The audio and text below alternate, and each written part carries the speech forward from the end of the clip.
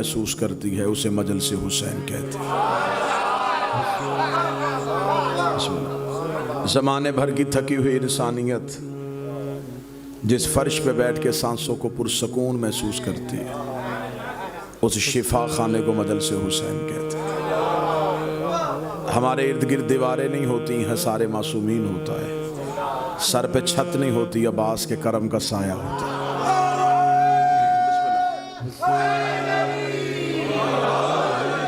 یہ آئے نہیں بلائے گئے، یہ بیٹھے نہیں بٹھائے گئے۔ ہمیں فخر ہے کہ ہم مولا حسین کے نام سے پہچانے جاتے ہیں۔ ہمیں فخر ہے کہ ہماری گھٹی میں ولایت علی ہے۔ میرے مولا امیر المومنین سے آگ شخص نے پوچھا، مولا آپ کی محبت میرے دل میں آ رہی ہے، فرمایا گھر جا کے ماں کا شکریہ ادا کرو۔ آج اسی موضوع میں اقرار حجت، اختیار حجت، انکار حجت، آج کا موضوع اسی بادشاہ شہنشاہ معظم جس کی ہم ریت ہے۔ خدا نے پہلا ہدایت کا چراغ اس امت کی ہدایت کے لیے جلایا اور امت نے بجھایا۔ خدا حجتیں بھیجتا رہا اور ابلیس سے لے کے آج کے یزید تک ہر ایک نے انکار حجت کیا۔ جن کی خلقت میں انکار حجت تھا وہ انکار پہ ڈٹے رہے، اور جن کی خلقت میں اطاعت حجت وہ اطاعت میں ڈٹے رہے۔ پہلا ہدایت کا چراغ جلایا، امت نے بجھایا، دوسرا جلایا، امت نے بجھایا، تیسرا جلایا، امت نے بجھایا۔ خدا ہدایت کے چراغ جلاتا رہا، امت بجھاتی رہی۔ خدا نے کہا تم اس قابل ہو ہی نہیں کہ میں تمہارے درمیان ہدایت کا چراغ جلاؤں۔ اس نے آخری ہدایت کا چراغ فانوس توحید میں جلا دیا۔ اب وہاں تک جا نہیں سکتے تھے، زہر دے نہیں سکتے تھے، تلوار چلا نہیں سکتے تھے۔ اب زمین پہ بیٹھ کے کہنا شروع کر دیا ہے ہی نہیں، اس نے آنا ہی نہیں ہے۔ اس لیے کہا تھا شاعر نے، فانوس بن کے جس کی حفاظت ہوا کرے، وہ شمع کیا بجھے جسے روشن خدا کرے۔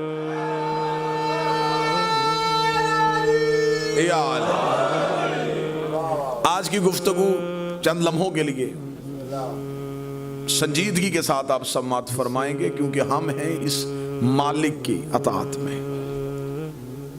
جو ہمارے دور کا بادشاہ ہے وہ صاحب العصر ہے۔ اب ہمیں دیکھنا یہ ہے کہ ہم نے اپنے مالک سے مربوط کیسے ہونا ہے، ہم نے اپنے شہنشاہ سے توسل کیسے کرنا ہے۔ پیاسے کا کام ہوتا ہے چشمے کو ڈھونڈنا، چشمہ چل کے پیاسے کے پاس نہیں آئے گا، پیاسا چشمے کے پاس جائے گا۔ اب میں کنایا استعمال کرنے لگا اور انتہائی سنجیدہ افراد اسے ضرور سمجھیں گے۔ اب کوئی پیاسا قبلہ چشمے کو ڈھونڈے نا اور وہ نالی سے پانی پی لے، اس میں چشمے کا کیا قصور؟ جو سمجھ گئے میں اسے شکریہ ادا کروں، جو سمجھ گئے میں اسے ادا دے۔ تو بسم اللہ سرکار، یا جتنا بھی بسم اللہ سرکار، جتنا بھی انکار حجت کا زمانہ کرے، چاہے وہ عقیدے کے اندر رہ کے کرے، عقیدے کے باہر رہ کے کرے، اسے انکار کرنے دیجئے گا۔ اکمال الدین و تمام نعمت شیخ صدوق کی کتاب ہے، قبلہ تشریف فرمائے مذہب شیعہ کا پہاڑ جتنا نام ہے شیخ صدوق کا، لکھا ہوا جب میرا وارث ظہور فرمائے گا، مالک نماز پڑھائیں گے اور پیچھے کھڑے ہوئے اپنے نوکر سے کہیں گے یا تلوار نکال، تیسری سب میں فلاں بندہ کھڑا اس کی گردن کاٹ کے، چھٹی سب میں فلاں بندہ کھڑا اس کی گردن مار کے، 13ویں سب میں فلاں بندہ کھڑا اس کی گردن مار کے۔ وہ پکار کے کہے گا مولا تیرے کہنے پہ آئے، نماز تیرے پیچھے ادا کرنے کے لیے تیار کھڑے ہیں، مولا ان کی گردنیں کیوں کٹوا رہے ہیں؟ فرمایا مانتے بھی ہمیں تھے، شک بھی ہمارے اختیار پہ کرتے۔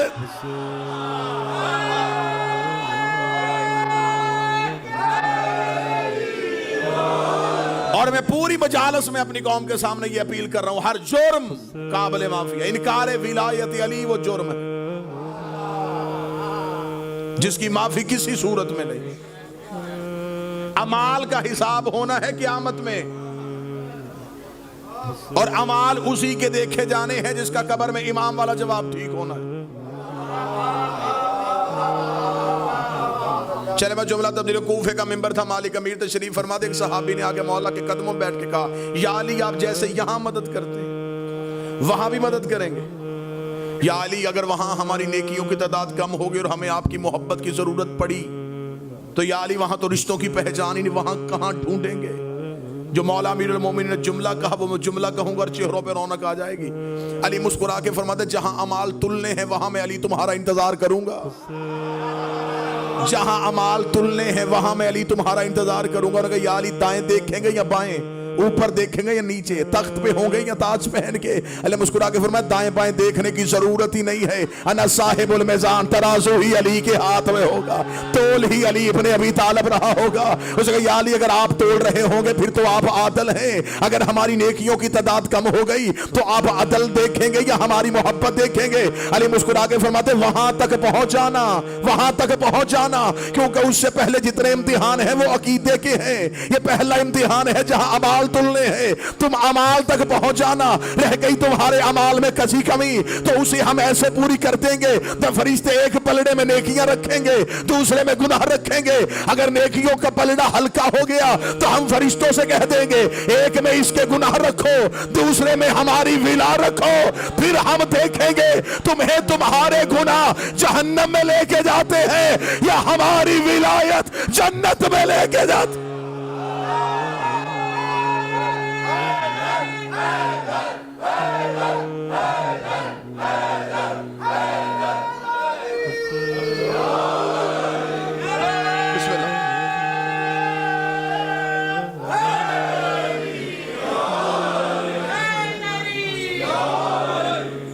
بس ولایت ہی امیر المومنین کا انکار ہے، ولایت ہے اختیار علی ابن ابی طالب،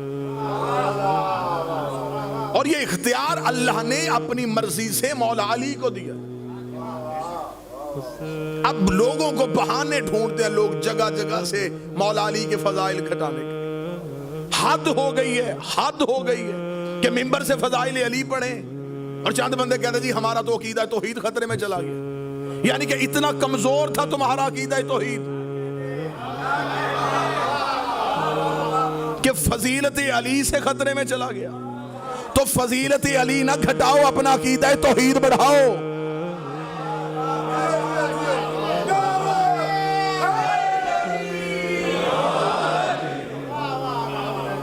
تمہیں پتا تو چلے کہ ہم توحید، میں نے پہلی مجلس سے گزارش کی، ہمیں توحید مولا امیر المومنین نے سکھائی۔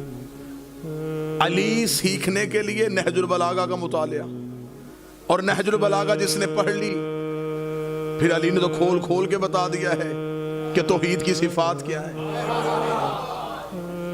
اور سب سے زیادہ خطبات توحید پہ امیر المومنین نے دیے۔ کوئی نبی بھی اتنا توحید پہ نہیں بولا جتنا مولا امیر المومنین بولے، اس لیے کسی نبی پہ خدا ہونے کا شک نہیں تھا۔ جس پہ لوگوں کو گما ہوا اسی نے توحید پہ خطبہ۔ فرعون قتل کرواتا تھا کہ مجھے اللہ کہو، شداد بندے مرواتا تھا مجھے خدا کہو، علی قتل کرتا تھا اسے خدا کہو۔ علی کے آنے سے پہلے بتوں کو سجدہ، سورج کو سجدہ، سانپ کو سجدہ، علی نے آ کے لوگوں کے توحید کا معیار ہی پلٹ دیا۔ علی نے بت توڑ کے بتا دیا کہ پتھر خدا نہیں ہوتا، سورج پلٹا کے بتا دیا کہ سورج خدا نہیں ہوتا، سانپ چیر کے بتا دیا کہ سانپ ہی خدا نہیں ہوتا، پھر خود سر سجدے میں رکھ کے بتا دیا بندہ بھی خدا نہیں ہوتا۔ بسم اللہ۔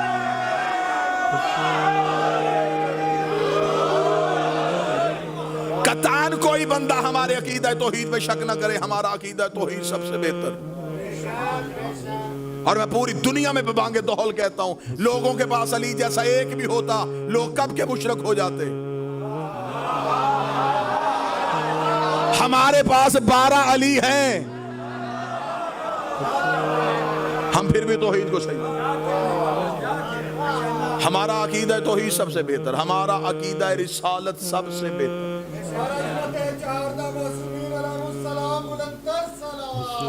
اللہم صلی اللہ، ہمارا عقیدہ رسالت سب سے بہتر۔ ہم نے کبھی بھی یہ کسی بھی ممبر سے یہ نہیں کہا کہ رسول کی حدیث اگر میرے بعد نبی ہوتے تو علی ہوتے، کیونکہ نبوت کا دروازہ بند. یہ مسلمانوں نے دروازہ کھلا رکھا تو نقصان ہوا کہ اگر نبی کے بعد گنجائش تھی تو لوگوں نے کہا اگر گنجائش ہے تو اگر وہ ہو سکتے ہیں تو یہ کیوں نہیں ہو سکتے. ہم نے محمد رسول اللہ کے فوراً بعد علی ولی اللہ پڑھا. باقی رہ گئے یہ چھوٹے موٹے اعتراض, شیعہ صحابہ کو نہیں مانتے, شیعہ نبی کے ازواج کو نہیں مانتے. یہ بھی بڑے جاہل سے اعتراض ہے. میں اس شیعہ کو شیعہ ہی نہیں سمجھتا جو نبی کے سچے صحابہ کا قائل نہ ہو. بس ہمارے پاس ایک فرق ہے, ہم نہ صحابی کو برا کہتے ہیں نہ برے کو صحابی کہتے ہیں.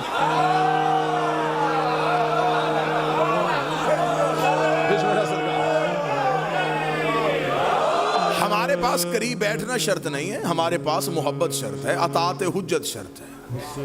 جس نے حجت کی اطاعت کی ہم نے اس کے قدموں پہ اپنا سر رکھ دیا. اطاعت حجت ہمارے ہاں شرط ہے. لیکن جو مسلمان یہ کہتے ہیں جی یہ شیعہ جو ہیں یہ فلاں کو نہیں مانتے فلاں کو نہیں مانتے, میں تو پاکستان کے ہر ممبر پہ میں نے کہا کہ ہم آپ کو ایک فہرست دے دیتے, ہم آپ کو ایک لسٹ دے دیتے, آپ بتائیں کہ رسول کے سچے صحابی حضرت ابو ذر غفاری کا قاتل کون تھا. آپ بتائیں رسول کے صحابی حضرت عمار یاسر کا قاتل کون تھا. آپ بتائیں جناب عائشہ صدیقہ کو زندہ گڑھے میں پھینکنے والا کون تھا. آپ بتائیں جنگ صفین میں علی کے مقابلے پہ آنے والے کون تھے. ہم غریب ہیں, تعداد میں تھوڑے ہیں, لیکن ہم نہیں کر سکتے کہ قاتل کو بھی رضی اللہ کہہ دیں, مقتول کو بھی رضی اللہ. پھر دوسرا اعتراض, شیعہ نبی کی ازواج کو نہیں مانتے. میں اس شیعہ کو شیعہ نہیں سمجھتا. اچھی عورت تو فرعون کے گھر بھی ہو,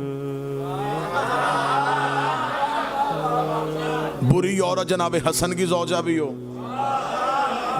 آپ تائید میری کر رہے ہیں یا نہیں کر رہے ہیں؟ اچھی عورت ہو, اگر ہم رشتہ داری کی بنیاد پہ چھوڑتے نا تو سب سے پہلے ہم بی بی ام حبیبہ کا انکار کرتے. یہ نبی کی زوجہ ہے اور نبی کی بیویوں میں سے سب سے زیادہ خطرناک رشتہ داری اس کی ہے. یہ ابو سفیان کی بیٹی ہے, معاویہ کی بہن ہے, یزید کی پھوپھی ہے.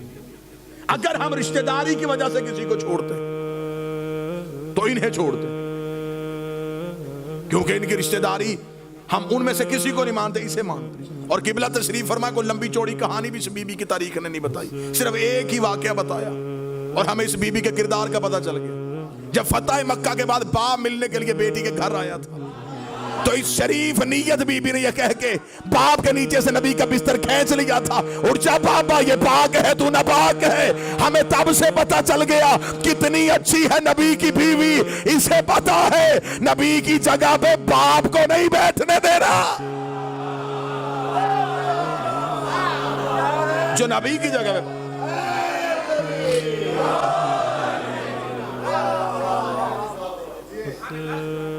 ہم یہ شیعہ مذہب مدلل ترین مذہب ہے. اب نصیحہ پیش کی جاتی ہے کہ اللہ قرآن میں کہتا ہے نبی کی بیویاں تو امت کی مائیں, فوراً کہتے ہیں کہ دیکھیں جی یہ آیت موجود ہے, پھر آپ سب کو کیوں نہیں مانتے. تو یہ باتیں میں اس لیے کر رہا ہوں, یہ باتیں آپ کو روزمرہ کی زندگی میں کام آئیں. ہم مانتے ہیں بے شک یہ آیت قرآن میں ہے کہ نبی کی بیویاں امت کی مائیں ہیں, لیکن یہ بتاؤ یہ آیت آئی کیوں تھی. اس آیت کا شان نزول کیا ہے, کس نے ماں نہیں مانا تھا تو آیت آئی. آپ خاموش رہیں گے تو میں گفتگو کا رخ پھیروں. بھئی اس دور میں تو آپ کے بقول شیعہ نہیں تھے.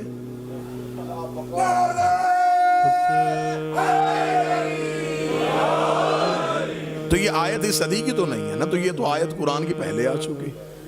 پھر کن کے لیے خدا نے کہا کہ انہیں کہہ دیجئے کہ یہ مائیں ہیں. اگر مسلمان علماء نہ بتائیں تو ہم آپ کو آپ کی کتابیں لے کے آپ کو دکھانے کے لیے تیار ہے.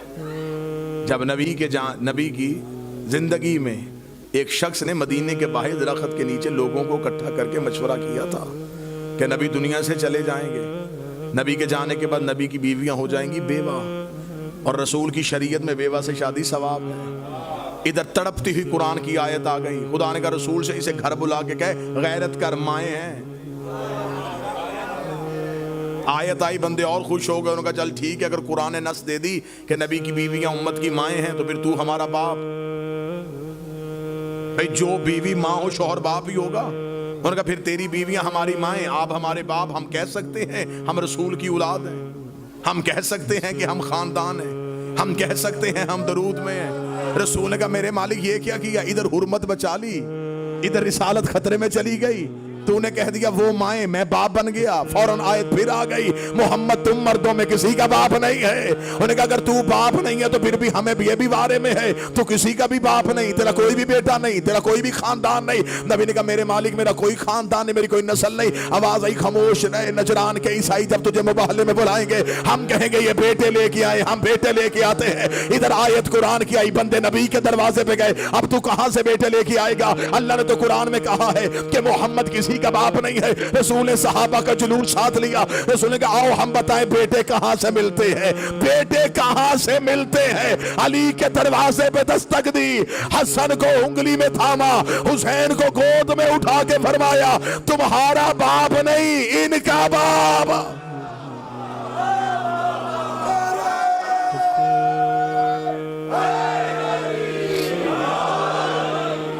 لہٰذا ہمارا مذہب مدلل، ہم ہیں اس وقت صرف اور صرف حجت کی اطاعت میں۔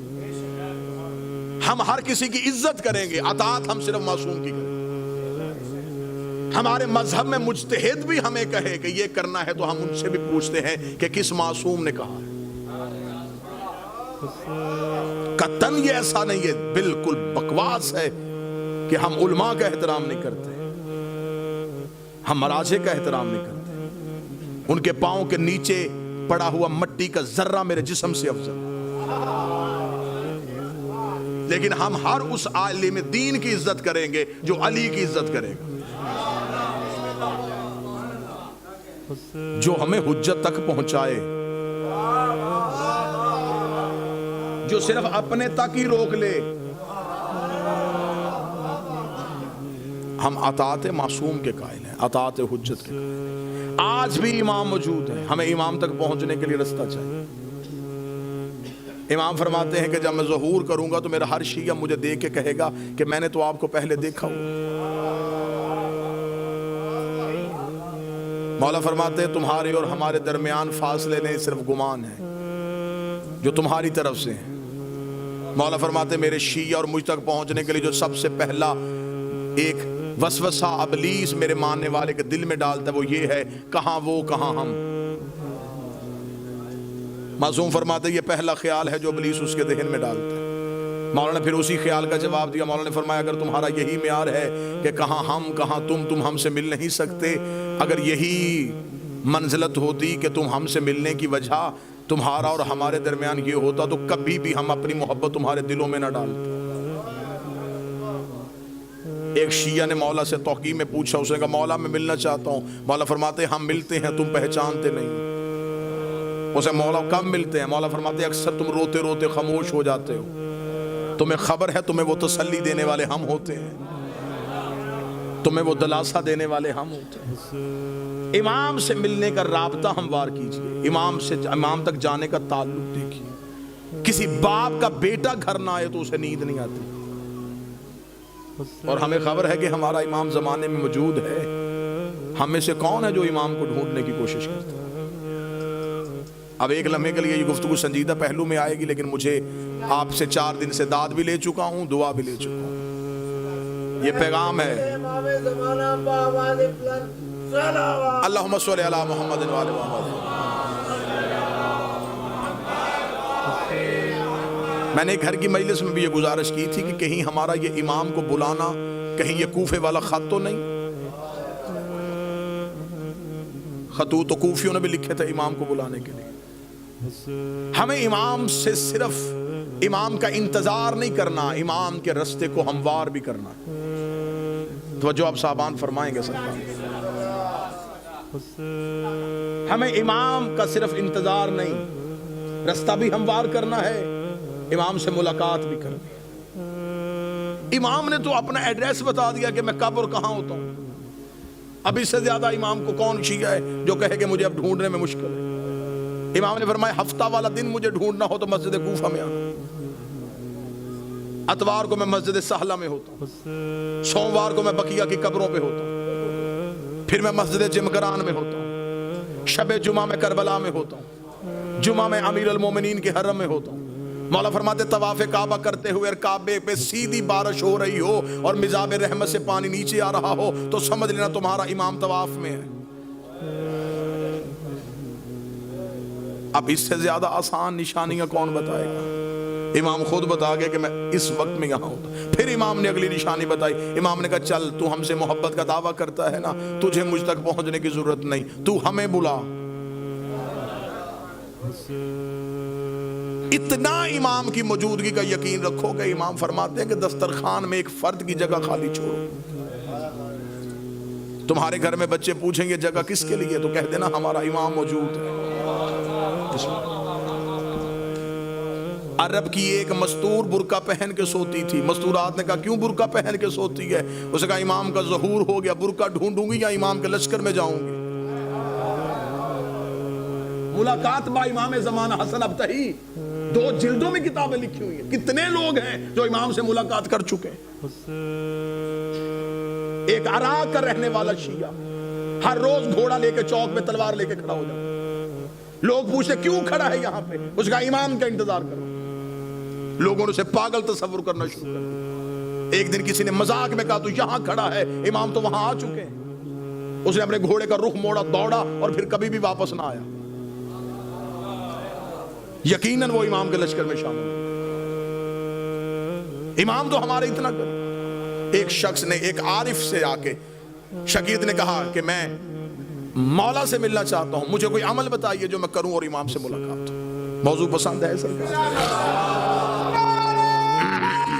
या अली मुश्किल, मुझे कोई अमल बताइए मैं मौला से मिल सकूं। उन्होंने कहा अमल यह है कि रात को तेज नमक वाला खाना खा के सोना। उसने कहा क्यों? फरमाया बस तेज नमक वाला खाना खा के सो गया। सुबह आया, मैं सो गया था दी रात लेकिन ज़ियारत नहीं हुई। उसने कहा ख्वाब में क्या देखता रहा? उसने कहा पानी, इसलिए कि मेरे दिल में पानी की तलब थी। उसने कहा जितनी तलब तेरे दिल में पानी की थी इतनी इमाम की कर, मुलाकात हो जाएगी। शिद्दत पैदा कर इमाम से मिलने की, ख्वाहिश पैदा कर इमाम से। एक शख्स को खबर हुई कि करबला में मौला इमाम हुसैन के हर्रम में जो 40 रोज ज़ियारत अशूरा पढ़े, इमाम उससे मिल लेते हैं। और ये आज भी है, मनकूल है रवायात में कि हर्रम इमाम हुसैन में ज़ियारत अशूरा का 40 रोज का अमल किया जाए तो इमाम मिल लेते हैं। वो 40 रोज ज़ियारत अशूरा का अमल करने के लिए चला गया। जैसे जैसे दिन गुजरते गए जहन में एतमाद ख़त्म होता रहा कि नहीं मुलाकात नहीं हो सकती, मैं इस काबिल नहीं हूँ, मैं गुनहगार हूँ, वो मुझसे नहीं मिलेंगे। बस ये एतमाद कम होता गया। दिन करीब आने शुरू हो गए, जहन में आया घर वापस चला जाऊं, बच्चे अकेले होंगे, कारोबार तबाह हो रहा होगा। घोड़े पे बैठा और हदूद हरम से निकला। जब वो करबला से निकल रहा तो घोड़ा सवार उसके साथ चला। घोड़ा सवार की आवाज़ आई कहाँ जा रहा है? कहने लगा कूफा। किस रास्ते से जाएगा, खुशकी के या फुरात के? कहने लगा खुशकी के रास्ते। घोड़ा सवार की आवाज़ है फिर कूफा में एक मेरा काम करेगा, एक अमानत है, वो कूफा में एक शख्स को दे देना। कहने का क्या इमानत है? उसका कूफा में एक रैयान नामी शख्स रहता है, उसे ये 40 दिनार दे देना। जब तू उसके दरवाजे पे जाएगा, दस्तक देगा, सुबह का वक्त होगा, वो दरवाजा खोलेगा, उसके बाजुओं पे खून के छींटे होंगे। परेशान ना होना, वो कसाब है, सुबह सुबह जानवर ज़िबा करता है। जहन में फिर ना आया कि जो पहुंचने से पहले वजह बता रहा है।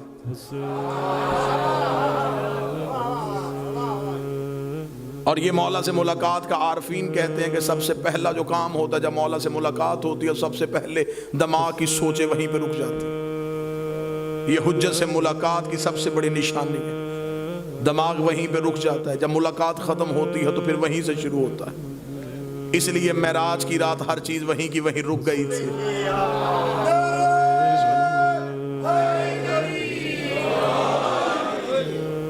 अब जब घोड़ा सवार वापस पलटा तो इसने आवाज दे के कहा, इसने कहा अगर वो पूछे ये किसने दिए हैं तो अपना नाम तो बताइए। घोड़ा सवार की आवाज कह देना बकिया ने दिए। मेरे मालिक का लकब है बकियतुल्लाह। चला गया, जाके कूफा में सुबह पहुंचा, उसी कसाब के दरवाजे पे दस्तक दी, अंदर से वही शख्स निकला, बाजुओं पे खून के छींटे। देखेंगे मुझे खबर है तो सुबह सुबह जानवर ज़िबा कर रहा है। कहां से आया? क्या लगा करबला से आया हूं। तो मेरे दरवाजे पे क्यों आया है? मेरे पास तेरी एक अमानत है, ये 40 दिनार किसी ने करबला से दिए। اسے کہا ریان کو دے دینا. آنکھیں کھلی کی کھلی رکھا, رک یہیں پہ. اندر گیا, لباس تبدیل کیا, وضو کر کے باہر آیا.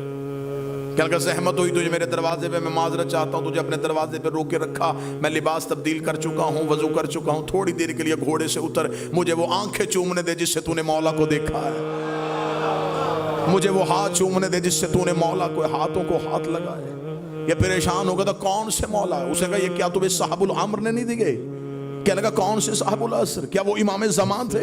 اسے کہا تو وہاں مل کے آیا, تجھے پتہ ہی نہیں؟ مجھے جو جب بھی کوئی مشکل ہوتی ہے میں انہی کو بلاتا ہوں. میں نے تو ابھی رات کو کہا تھا مولا 40 دینار کا قرضہ ہے, مجھے واپس دینا ہے. صبح سے پہلے اس نے واپس بھیج دیا.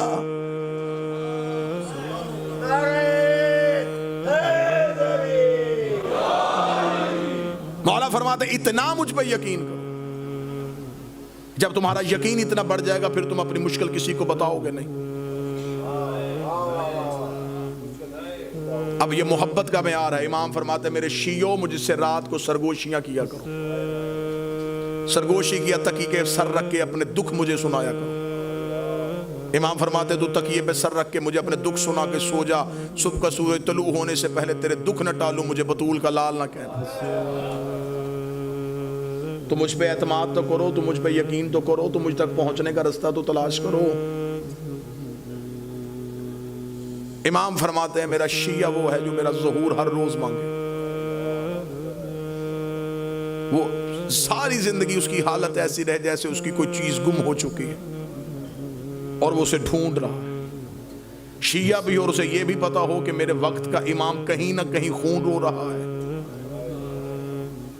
پھر اس کے دل میں یہ طلب ہونی چاہیے کہ میں امام تک کسی نہ کسی طریقے سے پہنچوں.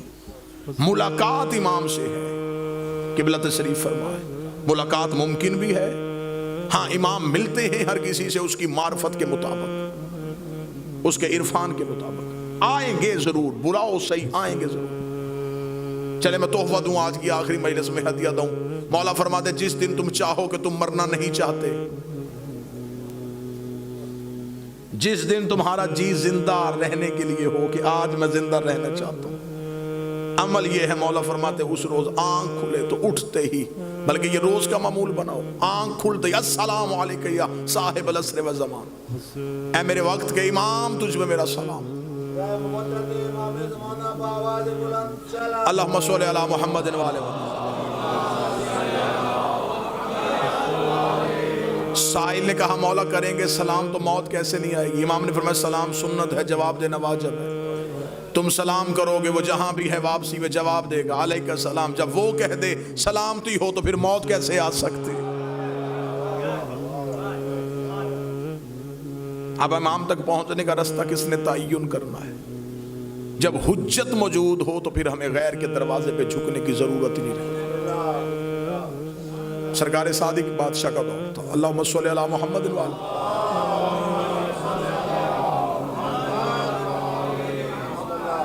ایک شخص نے غصے میں اپنی عورت کو طلاق دے دی. شہر کے علماء سے حل پوچھا, انہوں نے حل بتایا, تسلیم نہ کرنے کے لیے ذہن تیار تھا. اپنے شہر سے نکل گیا اور مدینے پہنچ گیا. جب مدینے پہنچا تو اس نے لوگوں سے کہا کہ یہاں پہ رسول کا کون سا بیٹا ہے؟ ان کا رسول کا ایک بیٹا ہے, نام ان کا جعفر, لقب ان کا صادق ہے. انہوں نے کہا میں ان سے ملنا چاہتا ہوں, اس سے میں نے اس مسئلے کا حل پوچھنا ہے. اب حجت تک پہنچنے کا رستہ بتانے لگا کہ کیا توکل کیا چاہیے, اعتماد کیا چاہیے. اس نے کہا میں امام سے ملنا چاہتا ہوں اور پوچھنا چاہتا ہوں کہ میرے اس مسئلے کا حل کیا ہے. وہاں کے رہنے والے لوگوں نے کہا کیا تو آسان سمجھتا ہے امام سے ملنا؟ حکومت نے پابندی لگائی ہوئی ہے, امام سے ملاقات کا تصور بھی نہیں. امام کو گھر میں نظر بند کیا ہوا ہے, گلی میں مخبروں نے گھر لیے ہوئے ہیں, فوجیوں کے پہرے ہیں, سپاہیوں کا ہجوم ہے, تو امام تک نہیں پہنچ سکتا. یہیں سے واپس چلا جا, اور اگر کوئی دینی مسئلے کے بارے میں جواب لینا ہے تو یہاں پہ بہت سے ایسے لوگ ہیں جو دین کے بارے میں جانتے ہیں. اس نے کہا نہیں, جب وارث دین موجود ہے تو پھر میں کیوں کسی کے پاس جاؤں؟ انہوں نے کہا پھر تو ان سے تو نہیں مل سکتا, ان سے تو ملنے پہ پابندی ہے. میں واقعہ پڑھتا جاؤں گا اور آپ نے آج کے دور میں اسے دیکھتے چلے جانا یہ کہاں کہاں نشانیاں دے گا. اس نے کہا جب امام موجود ہے تو میں کیوں پوچھوں, میں امام تک پہنچوں گا. انہوں نے کہا پھر تو امام سے تو نہیں مل سکتا کیونکہ ان سے ملنے پہ پابندی ہے. اس نے کہا پابندی بتا رہی ہے کہ یہ سچا ہے، اس لیے کہ جھوٹ پہ کبھی پابندی نہیں ہوتی، پابندی ہمیشہ حق پہ ہوتی. لہٰذا میں امام تک پہنچوں گا، ہر صورت پہنچوں گا. اب یہ جب بھی اس گلی میں داخل ہو، فوجی روکیں، سپاہی روکیں، خوف میں آ جائے، ڈر جائے، واپس آ جائے. ایک کتاب میں روایت ہے 1 ماہ، ایک میں روایت ہے 3 ماہ تک مدینے کے باہر رہا. ایک سوال کے جواب کے لیے امام کے شہر میں موجود تھا، مسلسل مدینے میں پھرتا رہا، صرف ایک ہی مقصد، امام سے ملاقات ہو جائے، امام سے ملاقات ہو جائے، امام سے ملاقات. اور امام موجود ہیں اور ملاقات نہیں ہو. اب تھک گیا، مدینے کے باہر بیٹھا تھا اور یوں شہر کی طرف دیکھ رہا تھا اور اپنے روح کے اندر سے باتیں کر رہا تھا کہ میری کون سی غلطی ہے، موجود بھی ہیں آپ، اور مجھے یہ بھی خبر ہے کہ آپ کو بھی پتا ہے کہ میں آیا ہوں، آپ جانتے بھی ہیں کہ میں آپ کے شہر میں ہوں، پھر آپ مل کیوں نہیں رہے؟ ابھی یہ باتیں کر رہا تھا، یہ قریب سے سبزی فروش گزرا. اس نے سبزی فروش کو روکا. کہاں جا رہا ہے تو؟ اسے کہا مدینہ آبادی میں. کیا کرتا ہے؟ اسے کہا سبزی بیچتا ہوں. کبھی محلہ بنی ہاشم میں بھی گیا ہے؟ اسے کہا روزانہ جاتا ہوں. تجھے کوئی نہیں روکتا؟ اسے کہا مجھے کس نے روکنا ہے، میں سبزی فروش ہوں، میں تو اپنے کاروبار کی غرض سے آتا ہوں. وہ جو فوجی اور سپاہی کھڑے وہ تجھے کچھ نہیں کہتے؟ اسے کہا انہیں خبر ہے کہ میرا امام سے کوئی سروکار نہیں. اسے کہا رک، یہیں پہ رک. سبزی بیچے گا؟